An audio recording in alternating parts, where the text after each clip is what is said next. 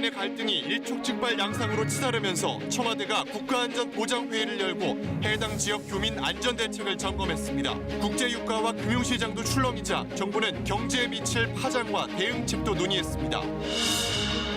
이란은 미국에 대한 보복 공격과 함께 유엔 안보리 상임이사국들과 맺은 핵 합의에서도 탈퇴하겠다는 뜻을 밝혔습니다. 트럼프 미 대통령은 보복 공격에는 압도적인 반격으로 대응하겠다며 경고 수위를 높였습니다.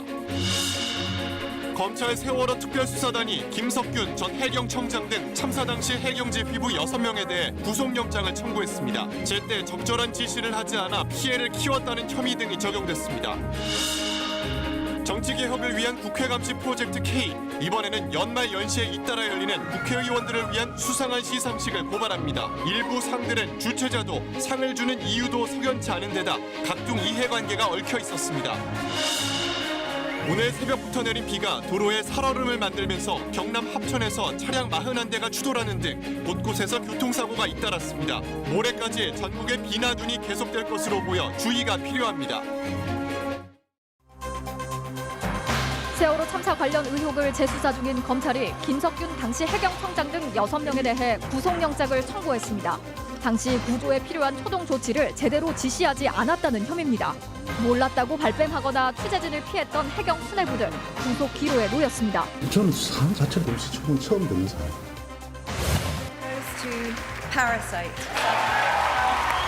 봉준호 감독의 영화 기생충이 골든글로브 외국어 영화상을 수상했습니다. Unbelievable. 지난해 칸 영화제를 시작으로 해외에서만 83관왕, 다음 달 아카데미 시상식에서의 수상도 기대되고 있습니다. 총선이 100일 앞으로 다가왔습니다. 민주당은 새 인물 수혈을 통한 개혁 완수를, 한국당은 보수 통합을 내세웠습니다. 문재인 대통령의 복심으로 알려진 윤건영 청와대 국정기획 상황실장도 총선 출마를 위해 청와대를 떠났습니다. 이춘재가 살해했다고 자백한 초등학생 사건의 당시 수사 기록을 단독 입수했습니다. 유족 진술 조서에선 경찰의 조작 정황이 나왔습니다. 유족은 조사를 받은 적도 없고 진술서에 찍힌 도장도 본인의 것이 아니라고 주장했습니다. 12월 25일 날 꼼짝달싹 닦이네. 경남의 한 도로에서 차량 41대가 잇따라 추돌해 10명이 다쳤습니다. 새벽에 내린 비가 도로에 얼어붙은 데다 내리막길이어서 연쇄 추돌 사고로 이어진 것으로 보입니다.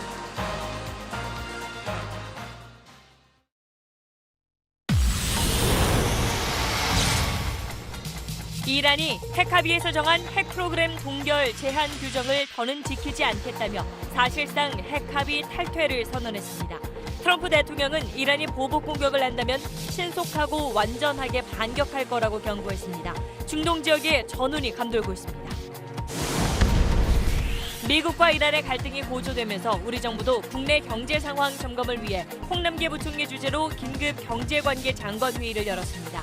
정부는 에너지 수급 위기가 닥칠 경우 비축유 방출 등 비상대응 체계를 가동하기로 했습니다. 봉준호 감독의 영화 기생충이 한국 영화 최초로 골든글러브 외국어 영화상을 수상했습니다. 봉 감독은 1인치 정도 되는 자막의 장벽을 뛰어넘으면 훨씬 더 많은 영화를 만날 수 있다는 수상 소감을 밝혔습니다. 총선이 오늘로 꼭 100일 앞으로 다가온 가운데 여야 모두 총선 출사표를 던지고 본격적인 선거 준비에 들어갔습니다. 선거 제도가 바뀌고 정치 지형도 복잡해 앞으로 100일 동안 치열한 승부가 예상됩니다. 환경부와 대형마트의 자율협약에 따라 올해부터 자율포장대에서 포장용 테이프와 끈을 사용할 수 없게 됐습니다. 아주 불편하다니까. 어째 이렇게 불편해. 아무리 장바구니 쳐봐보세요. 이거 장바구니 가지고 이걸 하겠어요? 제도 시행 이후 마트 이용객들 반응을 현장 취재했습니다. 경기도 양평에서 여고생들이 여중생을 집단 폭행했다는 신고가 접수돼 경찰이 수사에 나섰습니다. 1시간 가까이 맞은 피해 학생은 코뼈가 부러져 수술을 받은 것으로 전해졌습니다.